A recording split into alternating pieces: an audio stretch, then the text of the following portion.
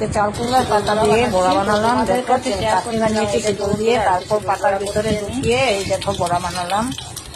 এই যে বেসন লাগিয়ে বড়া বানিয়েছি। তারপর এই দেখো বন্ধুরা বড়া বানালাম বেসন দিয়ে চাল কুমড়া পাতার বড়া এই যে বানালাম দেখো।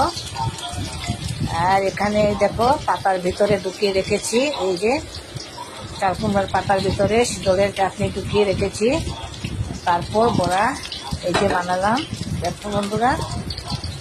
কড়াইটি দিয়ে তেলের মধ্যে ভেজে নিয়েছি বেসন দিয়ে শীতল বড়া।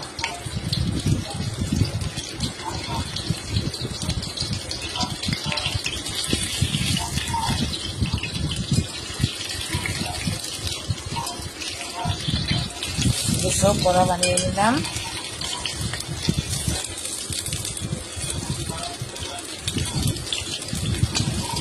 তারপর সব ভেজে একটা প্লেটের মধ্যে নিয়ে নিয়েছি। এই দেখো সব বড়া ভেজে একটা প্লেটের মধ্যে নিয়ে নিলাম। এই যে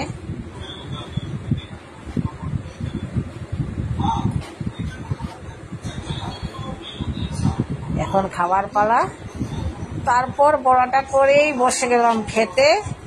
তো এই দেখো ভাত মেখেছি, মেখে খাওয়াটা শুরু করে দিলাম। এই দেখো বন্ধুরা খাওয়াটা শুরু করে দিলাম। বড়াটা ভেঙে ভাতের মধ্যে মেখেছি একটু ডাল দিয়ে, আর কি জমে গেছে খাওয়াটা বন্ধুরা, কি বলবো। তোমরা একদিন বাসায় এরকম বানিয়ে খেও, বলবে একদিন কি হয়েছে।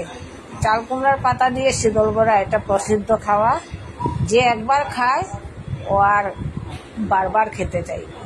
তো আমি আজ বানালাম বন্ধুরা, তো তোমাদের কাছে শেয়ার করছি। সঙ্গে পেঁয়াজ সম্বাস দিয়ে মুসুরি ডাল এই দেখো মুসুরি ডাল মেখে এই যে খাচ্ছি। তো তোমাদের যদি ভালো লাগে বন্ধুরা লাইক শেয়ার কমেন্ট করে দিও আমাকে। আমি আবার আসবো নতুন ভিডিও।